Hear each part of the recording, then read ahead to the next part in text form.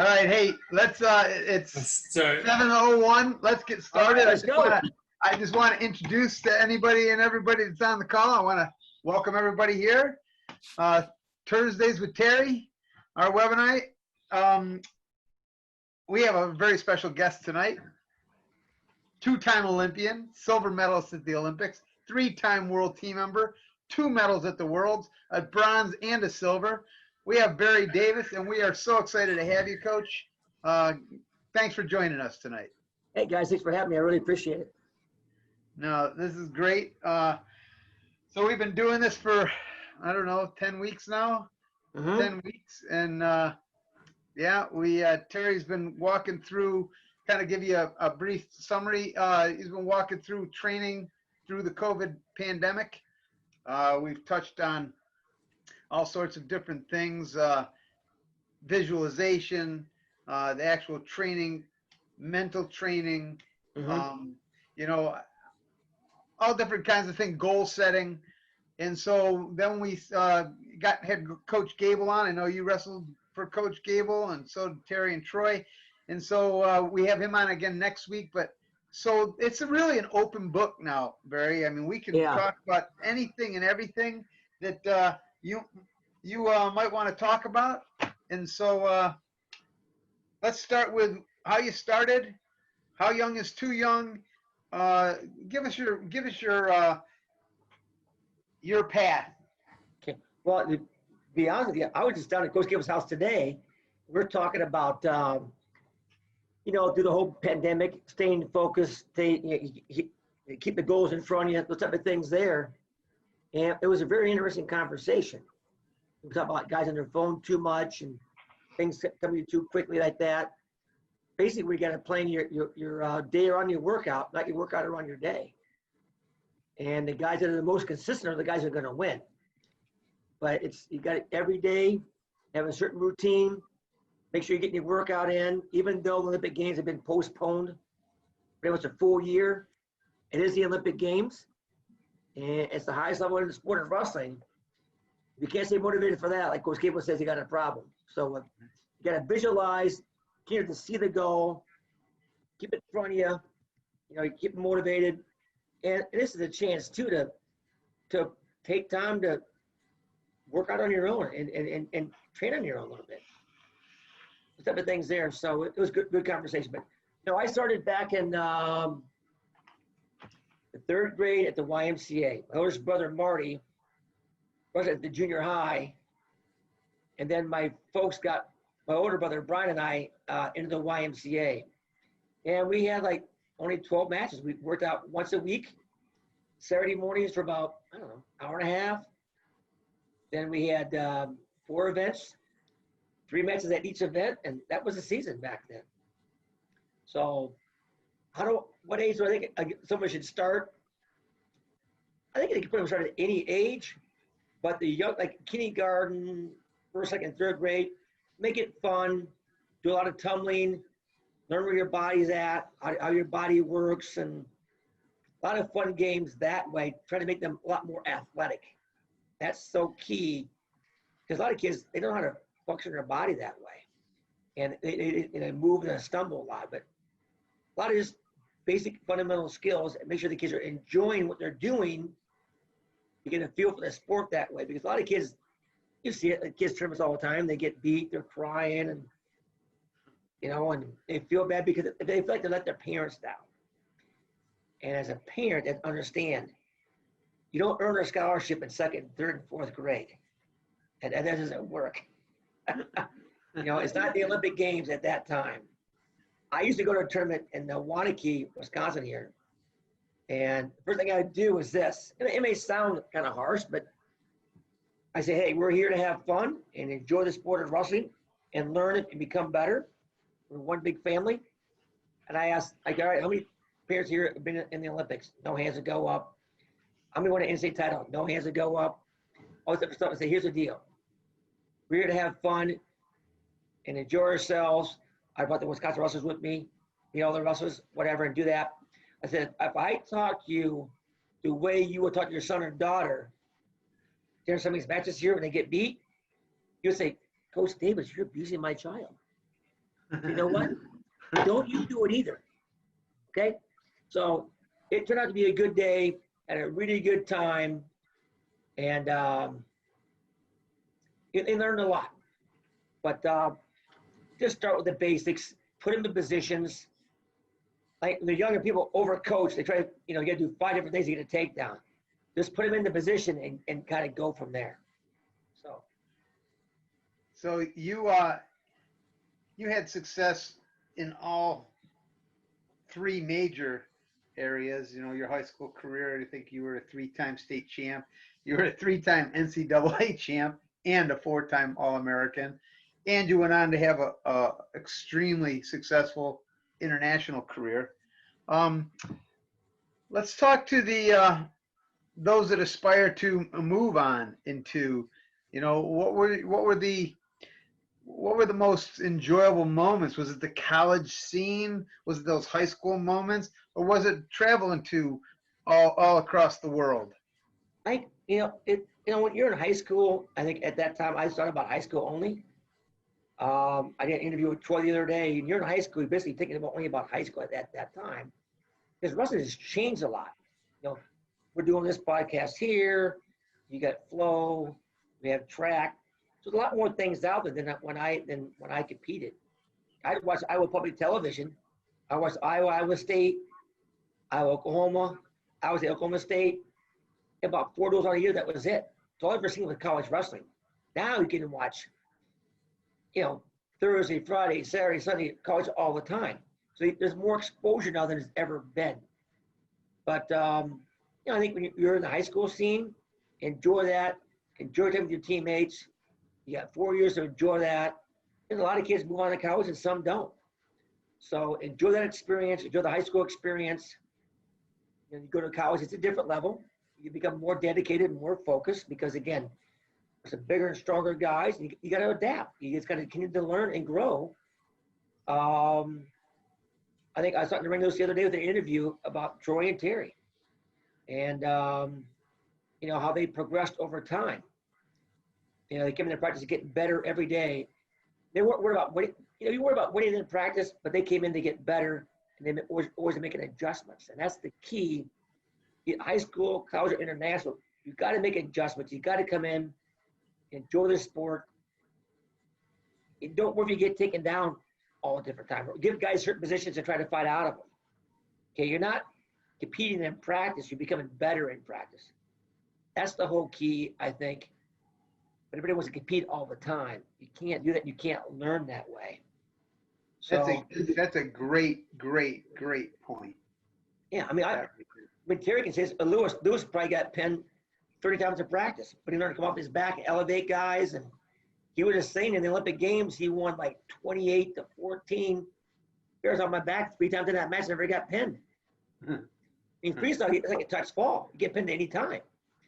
So, because I think parents like, hey, you got to beat this guy in practice. Parents, hey, no.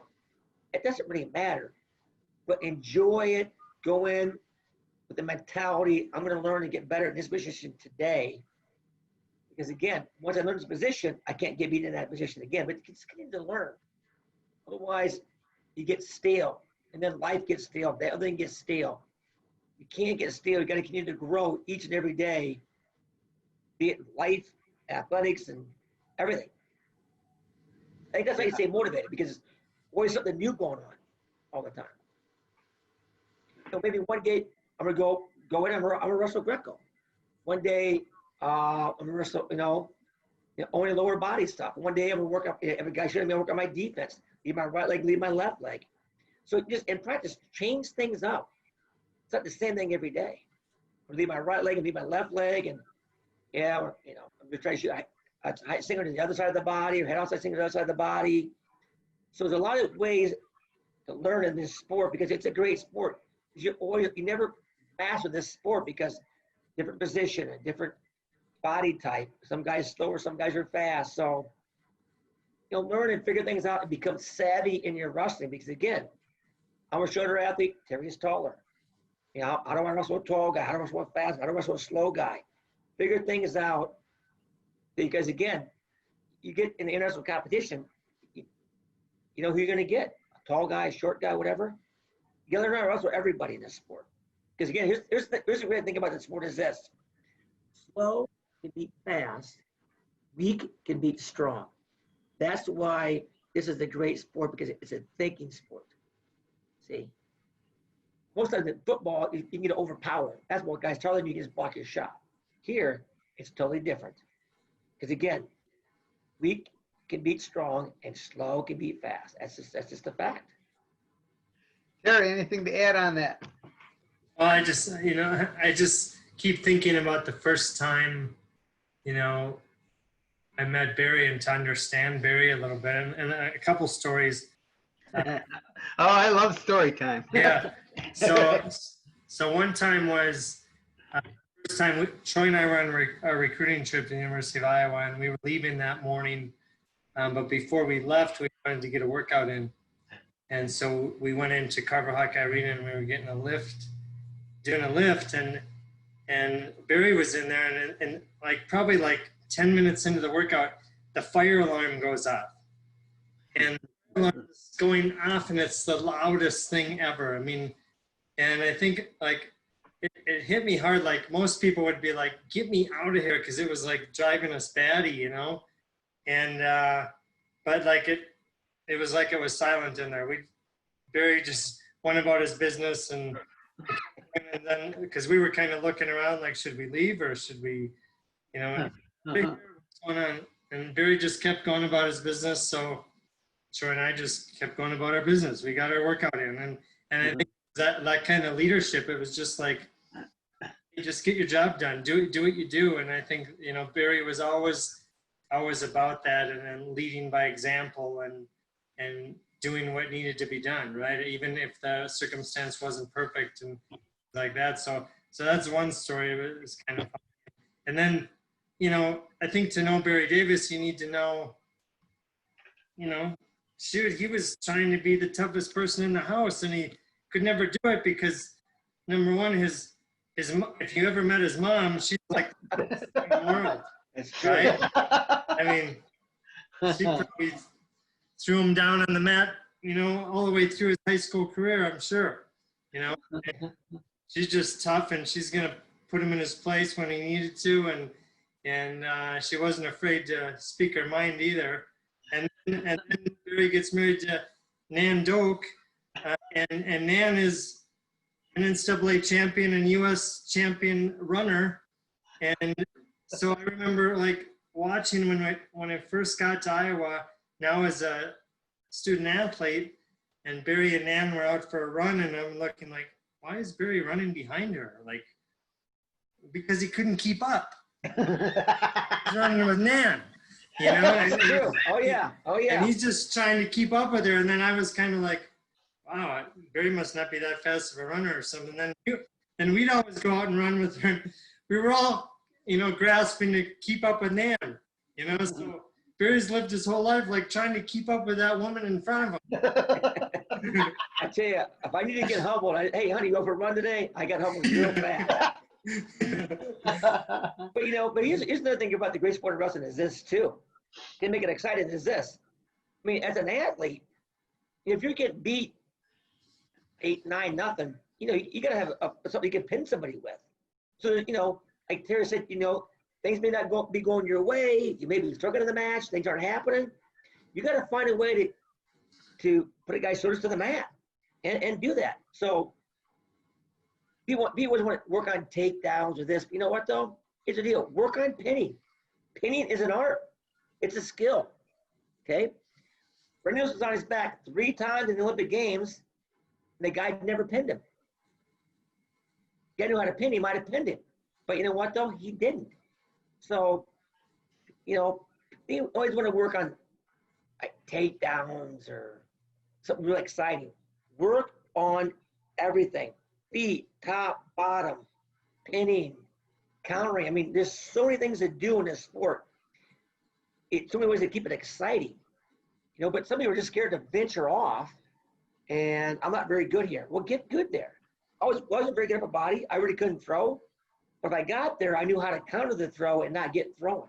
So if I ever got there, I saved myself 3 points. International wrestling. get there twice, I saved myself 6 points. Because again, I got there, I knew how to, at least not to get thrown in that position. Sure. If I got thrown, that's cost me 3 points, or I could have got pinned. I could have maybe got thrown twice. But I got there twice, instead of being down 6-0, scores still 0-0, still may get a fresh start. See? Yeah, that's interesting. I'm glad you brought up the pinning. We've had two great pinners in the last probably 4 weeks. We had Ben Askren was here, and I think he has 91 pins, NCAA pins in his career, and then we had Gene Mills. Oh boy. 2 weeks ago.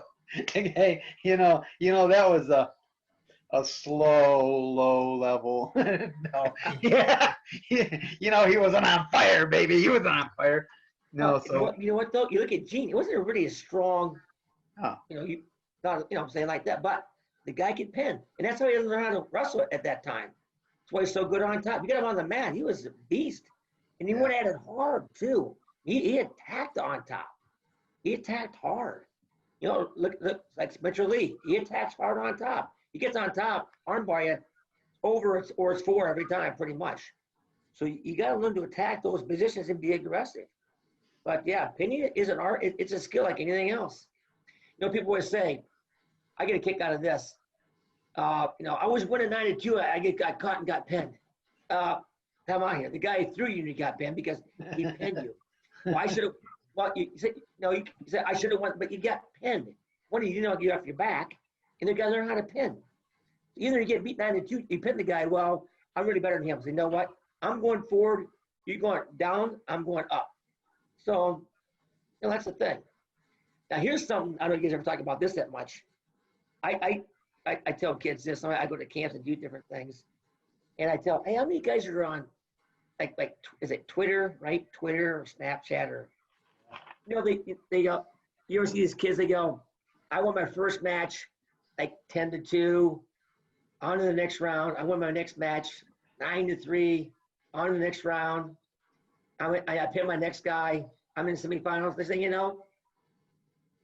what? The kid stopped posting. What happened there? What happened? I said, here's what kids do is this. I go, hey, how many guys have like Snapchat or Twitter? They all, like almost everyone raises their hand. You guys ever Twitter or Snapchat what you do wrestling? Oh yeah, I do it all the time. Okay, you Snapchat when you win all the time. Is anybody ever Snapchat when they lose? Crickets. This is a word. I go, why not? Well, why would I? Then why would you Snapchat when you win?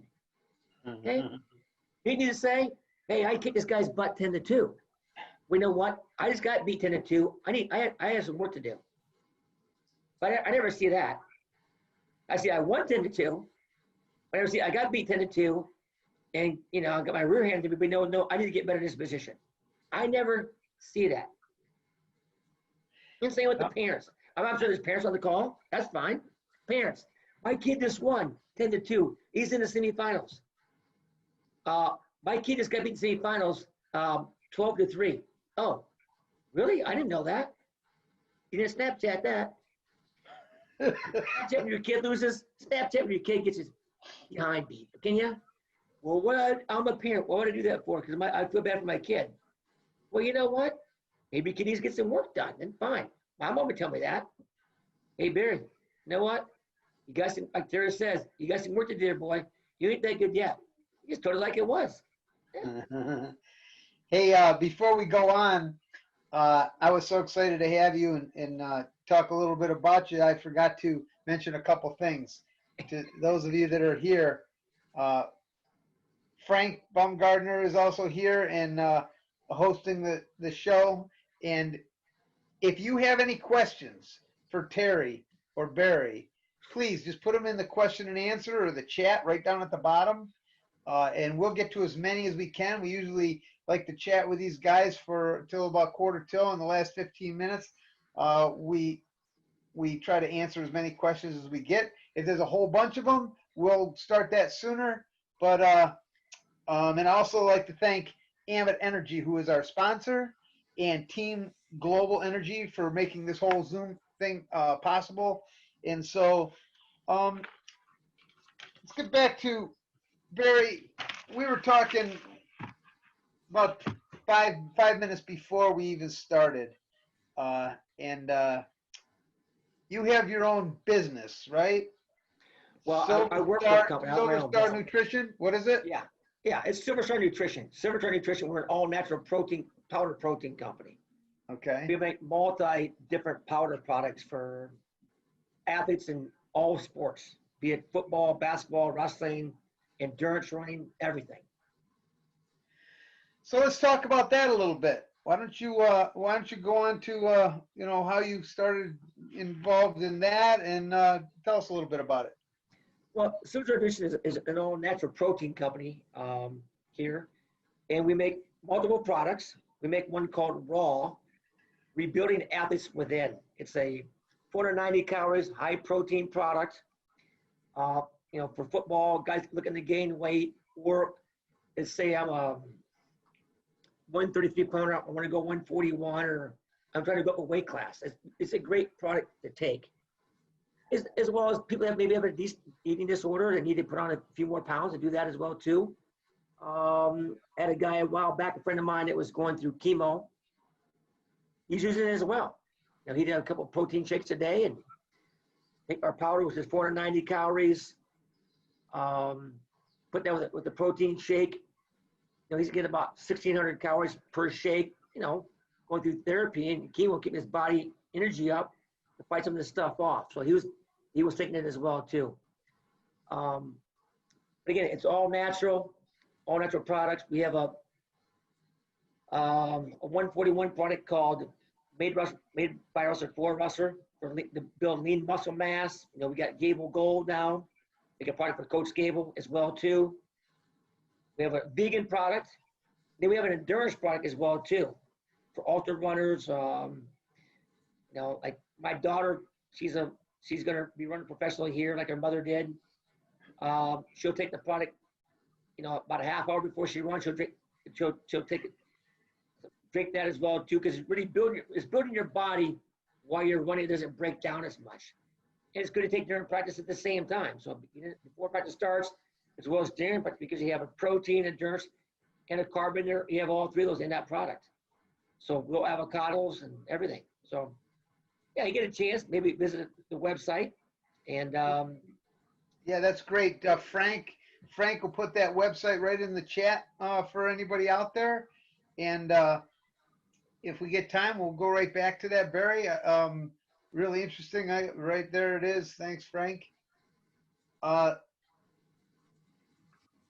like to go from you, Barry Davis, the athlete, to then moving on to Barry Davis, the coach. I know you coached at your alma mater.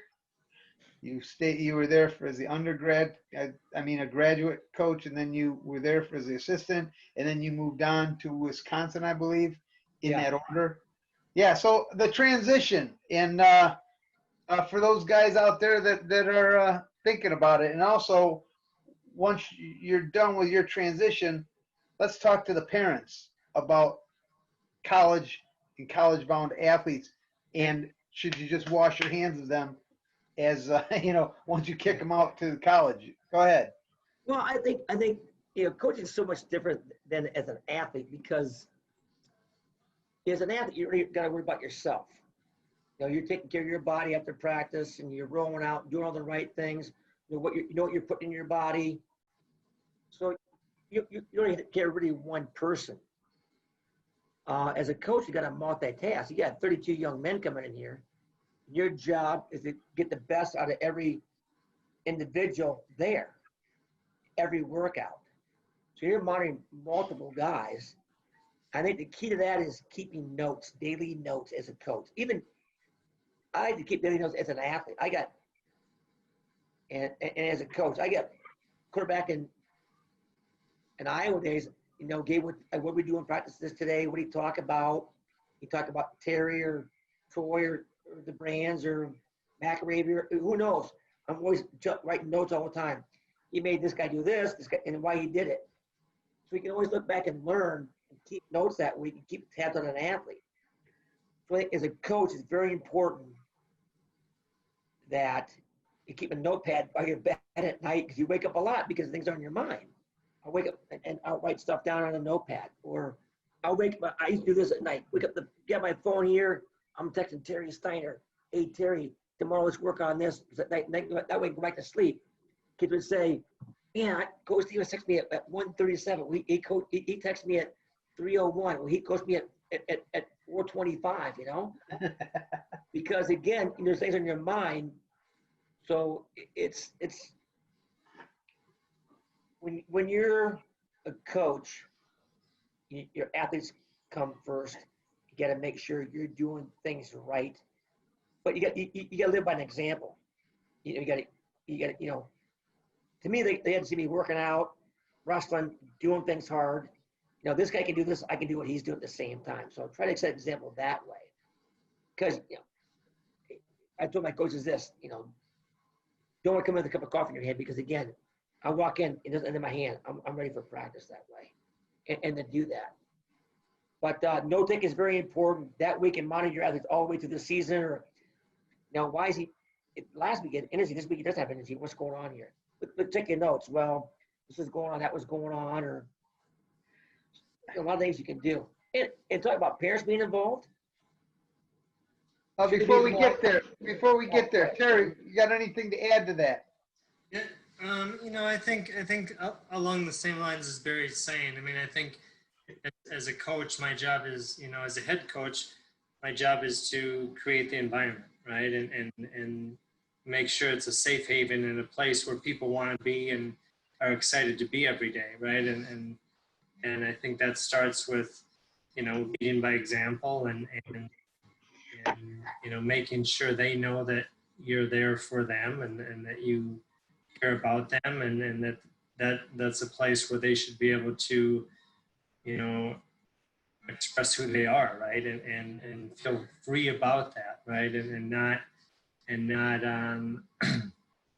not be a place where they're afraid to, let themselves shine, so to speak, right. I mean, I think that's the biggest thing as a coach, as a head coach, I can do is create that environment that's comfortable, right, for everyone that walks in that room, and within that environment there has to be standards, right, that they have to adhere to, but we can still have some individualism there, but there's a certain standard of what we do and how we go about things, and I think that's the most important thing, right. And then, I think when I was an assistant coach, and I was an assistant coach with Barry for 6 years at Wisconsin, and my job there was to, support the head coach and support what he was doing and what he was moving forward, and make sure that you were, that go-between kind of between the head coach and the athletes, and making sure you could be the one that maybe filled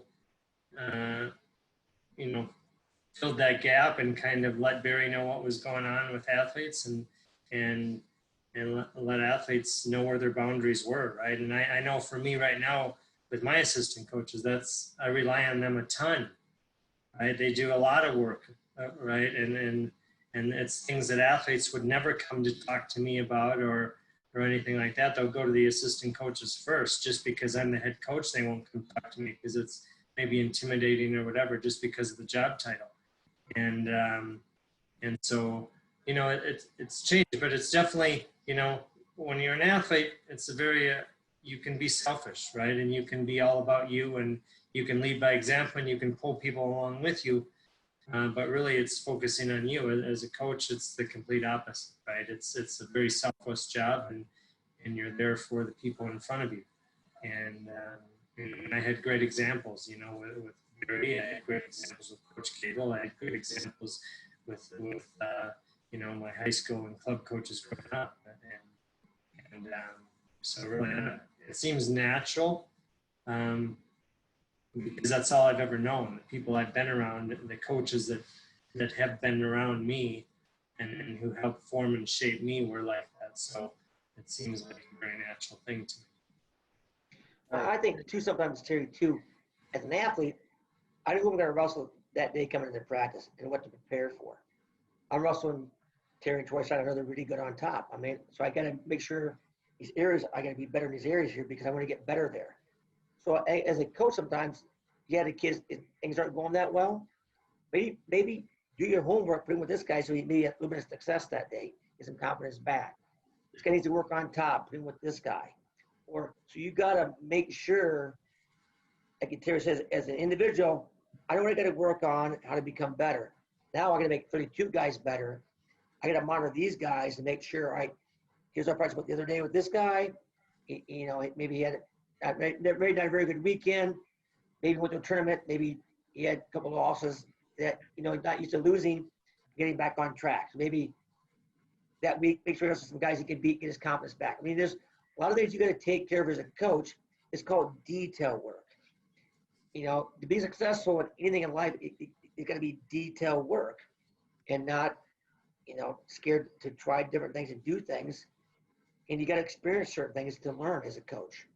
Different as an athlete.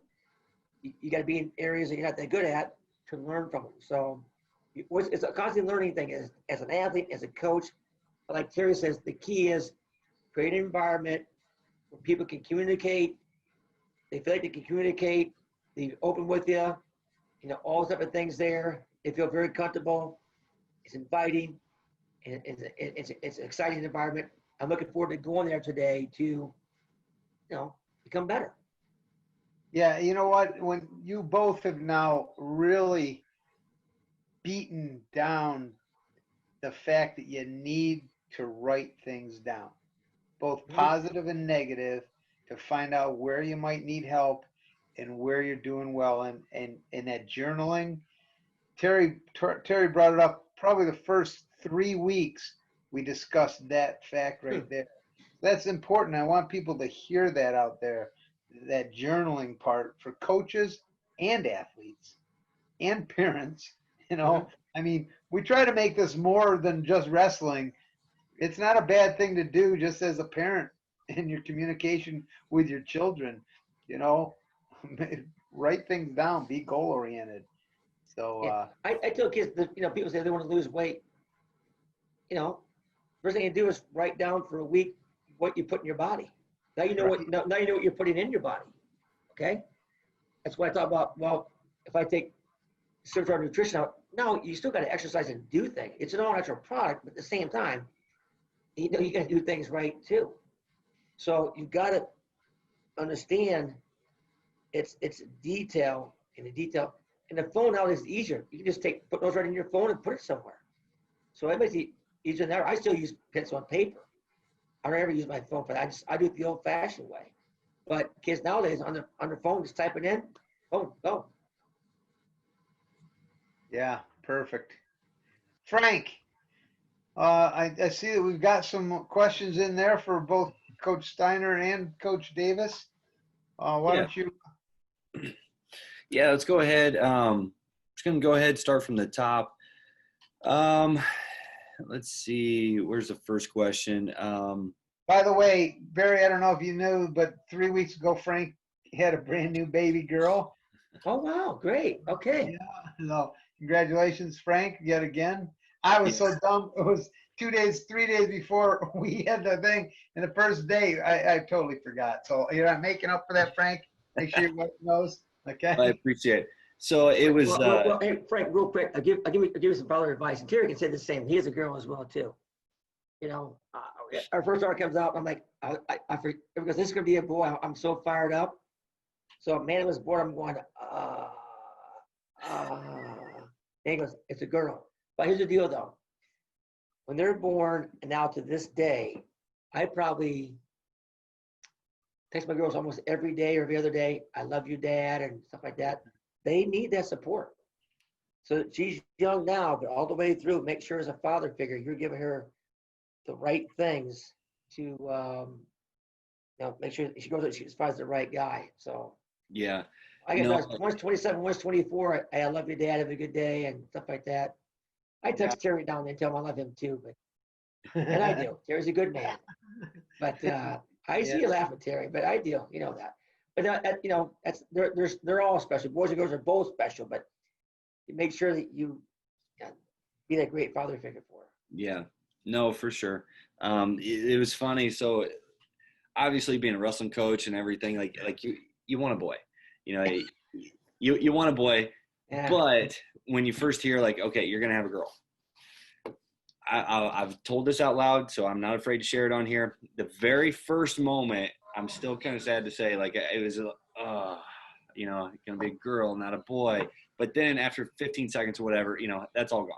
You know, Yeah. you're super excited, gonna have a girl, and you know, our oldest one now, she's 3. We just had our second one, you know, both girls, and you know, being in you know, wrestling circles or other circles, whatever, you just had, you know, hey, ha ha ha, girl dad. You're darn right, girl dad. And it's a freaking blast. You got Terry Steiner here, so you better, yeah, wrestling girl dad. Yeah, Right. there you go. Yeah. Right. I'm taking notes right now, recruiting. No, so our youngest one, she was actually, the due date was June 11, and we had Gable scheduled for the 4th. And these guys were busting my chops the whole time. He's like, hey, what are you going to do if she goes in on the 4th? Dude, you had I'm to like- make a decision. So I asked my wife, said, honey, I'm going to ask you right now, like, what's this look like? She goes, hey, if I'm not like in active labor or anything else, if I'm just sleeping, go for it. Do the webinar. Okay, that's my wife. I love you, honey. That's the right answer, Mama. Right. I told her, I said, it's Conti approved. Yeah. Right. Yeah, didn't really impact anything though. Yeah.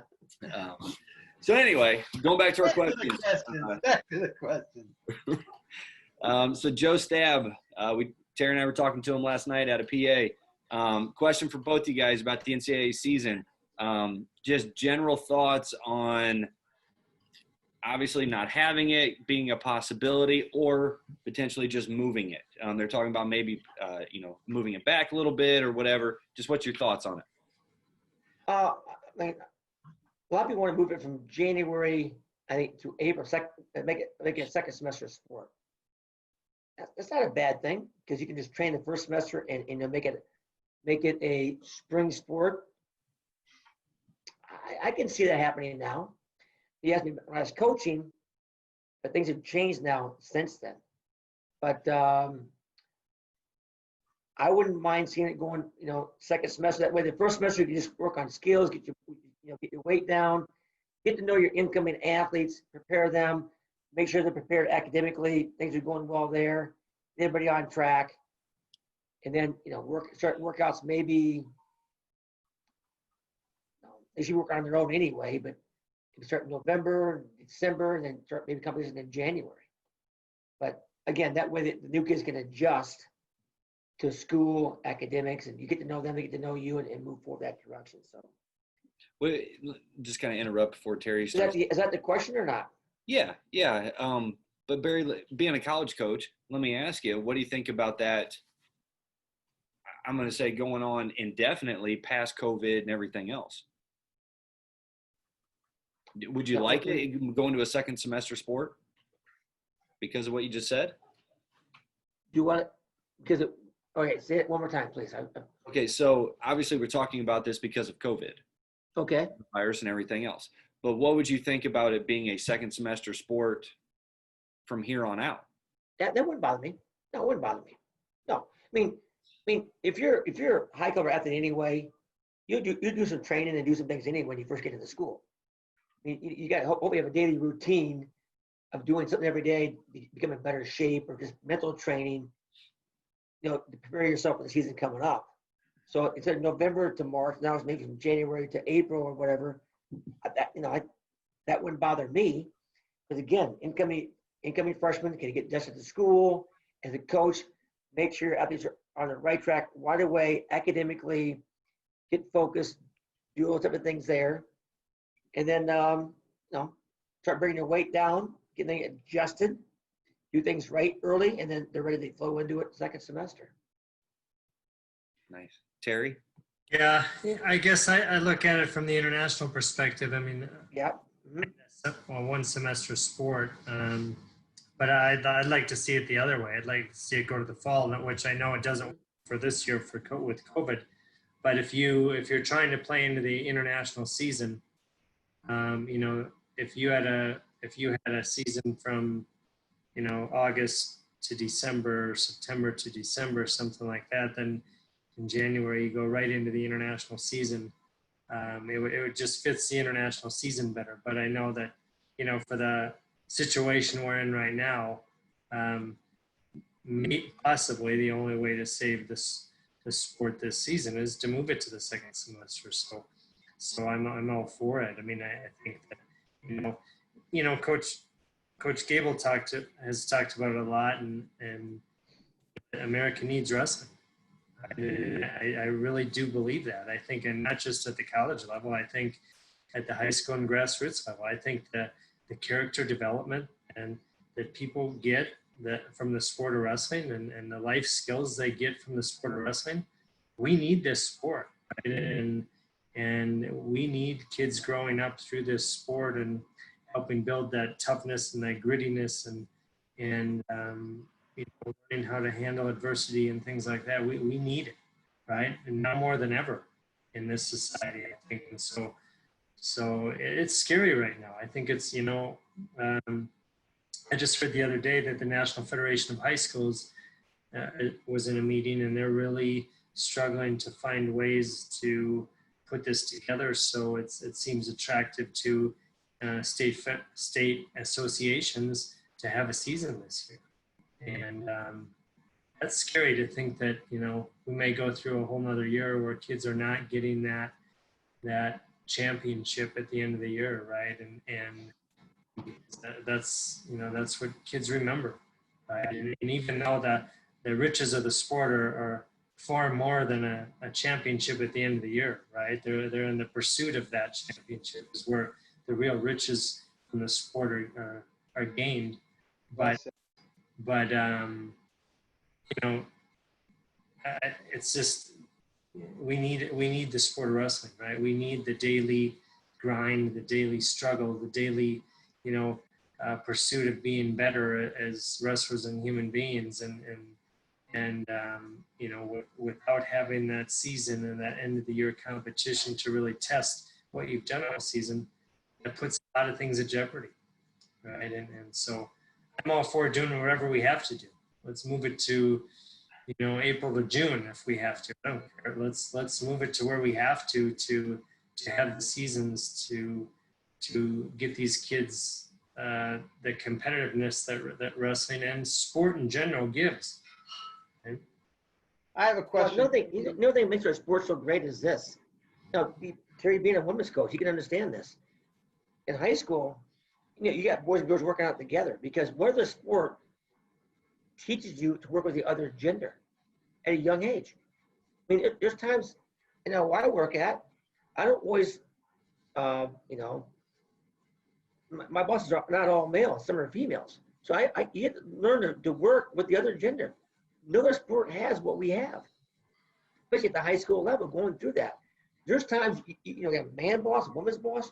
You got to work with on both sides of the aisle here and do this. That's why our sport is so good. You got a mixture of different things, and you work with both parties. I think that's great. You'll get that football, you'll get that basketball. They don't work out together. We actually practice together, male and female, to learn to respect each other, work with each other, holds and techniques, motivate each other, push each other, compete against each other. I mean, all these different things we have that other sports don't have. That's why our sport is so important. It's even another reason why we need this sport, and that's why this sport is so great. It teaches so many things, not just from an individual point of view, but how to help others become better, but male and female both, not just one. Hey, Terry, just a question along those lines, the switching of the seasons, because I know it's been talked about for quite a bit, because we're one of the few sports that has to not only go through both seasons, go through every holiday, but also be eligible for both semesters. Yeah. So moving at semester, but to me, I'm looking at it from a men's program versus a women's program. The men's program, college athletes, what is the percentage of college athletes that actually wrestle the freestyle season as opposed to the women's athletes. I think the women's athletes have got to be around 70 to 75% of the athletes in a women's college setting wrestle in the freestyle setting as well because it's an expectation. With the men, I think it's more like 5 to 10%, isn't it? Yeah, it's probably a lot more, and that probably a lot of that is because for the women, the college season is freestyle, right? And so I think that helps in the natural carryover for kids to wrestle, in freestyle events, international events, and the USA Wrestling schedule during the spring of the year is because it is freestyle. So I think that really helps us a lot, right? I mean, having our college system the sport of freestyle wrestling, right? So, I would say you're probably close on the percentage there on what the percentages of how many kids wrestle. The college kids wrestle freestyle, male versus female. It's probably somewhere around that. Yeah, I was just wondering about the expectation because that makes it pretty tough. Makes it pretty tough on not only the athlete, but the coach that's coaching those athletes. It makes for an awfully long life it's like my daughter is a track athlete. She went from cross country to indoor to outdoor. Well, you know what? Indoor track is just wrong. I'm just saying it. There needs to be some time to decompress. Still work, still stay in shape, but so I was just wondering your thoughts on that. Yeah, no, I don't think that wrestling year round is for everyone. There's no doubt about it. I mean, and that's why there's so few Olympic champions walking around the world, right? I mean, it's not for everyone to do this day in, day out, and year round. I mean, I think that, sports are getting more like that, where it's specialization. And I think it's fine at a certain age and for certain people. It's not for everyone, right? And that's okay, right? Not everyone has to. They're still going to, again, the true riches from the sport. I mean, really, at the end of the day, do people care if you're the Olympic champion or the NCAA champion or the state champion? Yeah, those are nice things to have. But at the end of the day, what have you learned, right? How has it developed you as a person, right? And what kind of person are you? Because you can have all those accolades and nobody wants to be around you, right? Because you're not the kind of person that's there for anyone to help anyone and not going to stand up, and you don't bring a good vibe to anything, right? I mean, those things are important, but again, the true riches of the sport are what's gained in the pursuit of it, of those challenges and those accomplishments, right? Great. Frank? Yeah. So Paul had a question. So looking at training, what's some type of workout or some type of focus that he should have being by himself? Well, I would go first. I mean, I just think there's so many things you can do, right, by yourself. I mean, stance and motion, penetration, sprawling, just movement, just general movement and flowing, right? I mean, you don't need a partner for that. I mean, I think everyone wants to say, well, I couldn't work out, and use this as an excuse, maybe during COVID or whatever, use it as an excuse why I couldn't get on mats, I couldn't work out. That's not an excuse, right? Someone is going to take advantage of that and ram it down your throat when it comes time for competition, right? I mean, get out on the grass and get some knee pads on and get some sweats on and do what you do, right? I mean, this is who you are, and if this is important to you right now, this is what you have to do to be successful, right? I mean, you got to find a way through this time frame we're in. But I would say focus on still wrestling motions, right? The stance, the motion, the sprawling, the penetration, all of that stuff. I mean, you can still focus back step, back arches. I mean, basically the 7 basic skills, right? You can still do all those without a partner, right? And I think so many times we want to think we always need a partner, and I don't think that's the case. But, I mean, there's a way to get through it if you and still do what you need to do. It's not going to look the same. It's not going to feel the same totally, but you can still get a long ways without that. And then the other thing I would say is visualization, right? When you long enough, visualization can be done and be very effective. You know, as good as maybe not as good, but very close to getting those mental reps in, just like you would be those physical repetitions in. So. It's funny. I just made a video for my athletes last week, Terry, on visualizing. You know, keep your hands off your head, come inside, hands off the head. Guy gets past your hands, pass by here, pass by there. 2-on-1s, here to underhook, get out of underhooks.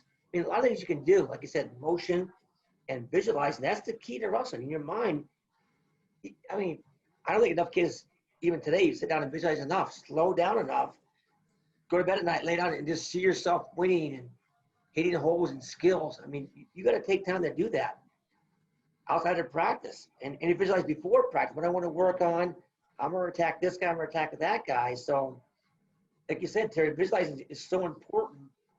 That's one way to become better really quick. Yeah, you know, with the national team right now, we're doing virtual workouts like this, you know, and we're still, you know, I still come into those sessions with a few, 2 or 3 focus areas each day, you know, whether it's, you know, hey, you're in on a double leg or a high crotch now, let's focus on driving up, driving across the body, keeping low with your hips, keeping your knees bent, keeping your head up, your chest out. I mean, you know, keep good body position, but getting repetition in like that. And, you know, maybe it's working on, you know, coming out of a quad position or tripod position where maybe you took a bad shot and you're focused on, you know, staying square in front of your opponent, not giving up that front headlock position, coming back up to your feet. Maybe it's repenetrating there. I mean, we're still focusing on certain focus areas that have always been issues for us as a women's national team, right? And just because it's COVID doesn't mean they're not still a problem for us. They're still a problem for us. We still need to put some energies towards it and some thought process towards it. And, you know, now, is it going to feel exactly the same? Probably not, because you don't have weight on top of you and this and that.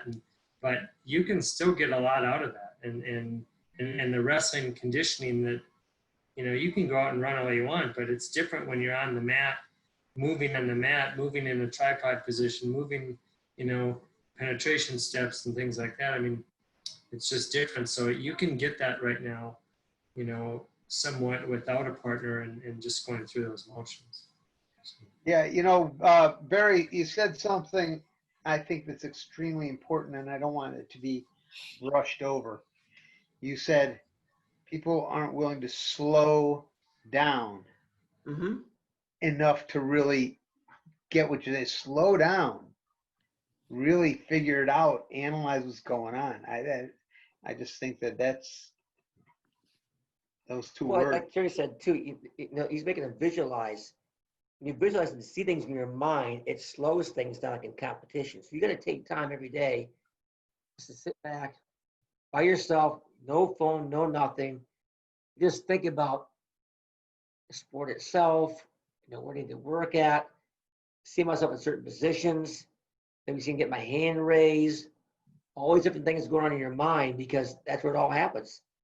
In your wrestling, it's all subconscious. You can't say, oh, he shot. Oh, I can do this. It's a reaction. By visualizing, you see that, you see yourself react in a certain way. That's how you get to the next level. Awesome. So Laura had a question about coaching specifically. So what advice would you give someone considering a move from high school to college coaching?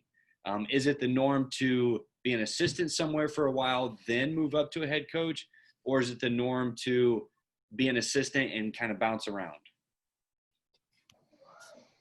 Well, Terry, you were assistant for a while. You came in head coach. I think it's a different, maybe a different skill set somewhat. I mean, I think, you know, when you're in a high school room, I mean, you're probably grabbing the kids in the hallway that are coming around and pulling them into your practice room and trying to turn them into a wrestler, right? I mean, so you're probably not, you know, you may not have the most athletic kids in there, but you're trying to, you turn them into something. And I think as a college coach, you're out there recruiting. So and you're recruiting talent, you're recruiting work ethic, you're recruiting discipline, you're recruiting a mindset and things like that. So I think the jump would be, the difference probably would be you've got to build those relationships, right, with those high school coaches and get to know them, and they need to get to know you before they're ever going to send a kid your way. I think those relationships around your program and around in the high school programs around the state or the country, wherever your main recruiting area is, you need to let those coaches get to know you, and you need to let those athletes out there get to know you a little bit. You need to reach out and do a lot of things out and about to establish those relationships, because if you can do that, I think kids will come your way. I mean, I think that's an important piece of it. But I think there's it's a lot more than just teaching wrestling skills, right? I mean, there's a lot more to coaching than just teaching wrestling skills. It's learning how to deal with different individual personalities. It's learning how to deal with parents. It's learning how to deal with administration. It's learning how to fundraise. It's learning, you're juggling a lot of different pieces, right? And so I think it's getting people around you too that complement you and that aren't necessarily the same as you, but people that can stand up to you and question you and that are going to complement you to make that program whole. Because I don't care who you are as a coach or how great you are as a coach, there's no coach that's perfect for everyone, right? And you have to have people around you that deal with people in a different way, and that bring different strengths to the table.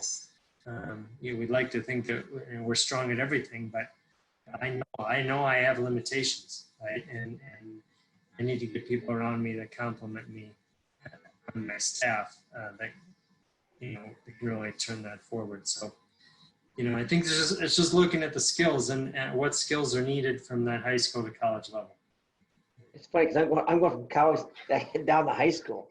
So we're in college, I'm dealing mostly just with the athlete because you get a kid from Ohio or California, the parents aren't around. But now in high school, the parents are a little bit more involved because, again, it's high school there, and they're bringing the practice, picking them up from practice, and you're communicating with them. But like Terry said, though, in college, you want a kid that's probably more committed, wrestling-wise, better skill level, those type of things there. High school kids, some kids come out because their buddy's coming out. So you still got to coach with passion. You still got to teach them a strong work ethic and value system and come in and be prepared. Understand, you just can't sometimes do this all the time. You got to make it more fun, a little bit more creative, give those kids have fun, make sure they're improving at the same time. So it's not, it's just a different level where college kids come in because they want to win while you think they want to win and achieve great things. But high school, like I said, it's different because, again, I guess some kids never wrestled before in their life. I'm pointing a kid in the hallway, hey, you're big, you need a heavyweight or need a bigger guy. So I'm working on a different talent level. Some kids with maybe a lot of experience, some with no experience. So I got to motivate a little bit this guy different, a little more than this guy, more parents involved. Because again, it's different between high school and college is this. Kid comes to college, he's going from his dorm or from his apartment, work out, go to class, come to practice, goes back home again. So he's going back to the same environment. Like a parent calls, it may not even have to answer the phone. Yeah, I'm working out or I'm studying, whatever. So there's separation between the kid and the parent. Where here, I'm finding out he goes in this environment, the school, meet for a couple hours, and back to the same environment. So I'm dealing with different things in high school than I had to deal with in college. Because again, he goes to the same environment, back to the same environment. He started it in the morning, back at night again. So, but again, it's different things. They both got to be fun, but you might create a little bit more high school because again, some kids will come out because their buddy's coming out. So yeah, talent-wise, it's like could be here and here. College is more like this, almost the same. Awesome. I think I've got two more questions. Terry, did you want to go ahead and kind of talk about our partnership real quick? Yeah, just real quick for those of you that are on. Again, this webinar series that we're doing is sponsored by one of USA Wrestling's national sponsors and partners, Ambit Energy. And Ambit Energy is a company that it's a supply energy company. So with the deregulation of energy, you have a choice in your supplier, and that doesn't change your incumbent provider. Your incumbent provider is who all of you have, and for everyone it's different, right? Yeah, but that'll never change. It'll just have on your incumbent provider's bill that they send you every month, it'll just say if you would switch over, that the supply of your energy is now from Ambit Energy. You still pay your incumbent provider. You still call them if there's issues with your energy, but we're simply, USA Wrestling gets a kickback out of every energy bill that comes forward. And then so anyone who switches their energy, we get a kickback off of that for our national teams when you pay your bill every month, and from Ambit Energy. So it's a win-win situation, and you can come in either as a customer and just give the energy bill and put that forward and go from there, or you can come in as a consultant and be part of the business and make money doing that. And really all we're doing is recommending an energy supply company to you where you can save money on your energy bill, and USA Wrestling can gain some revenue source from that. So that's really what we're about, and we can put a link in the chat box, if you guys are interested in hearing more about that. So yeah, I'll be sure and do that. So yeah, it's exciting what we've got going on. We've got some big things coming, hopefully an association or two, statewide coming in. We can be able to share the opportunity with many clubs and families here. So Barry, with that being said, you said that you've got your business venture now, Silver Star Nutrition. Mm-hmm. So one of the things that I've always noticed about you, obviously from very far away, and that Terry was talking about when we were excited to have you on, was just the energy and the passion that you bring to the sport of wrestling. But we hear, as you're talking about Silver Star Nutrition, that same energy and the same passion is there. So what similarities have you taken from wrestling and coaching to now into the business world? Well, it's first of all, I work for a great company with a great product. Again, it's all natural. No artificial flavors, no artificial coating, none of the stuff like that right there. And then, no matter what you do, I still want to be the best at what I do. And I'm so driven as a competitor, as a coach. Now, as someone that sells a product, I think is top notch. That I want to get out to people and make sure that I'm putting something in front of them that can benefit them as recovery, as an athlete, as maybe eating disorder, or going through something where they need to fix their calories in the right way. So, everything I do, I try to attack it, in a positive way, because I'm representing, a CEO, a boss, a company, and everybody that works for the company. I want to make sure I do my job the right way, because again, we're a team. Like Terry has him and his staff and his athletes, they're a team.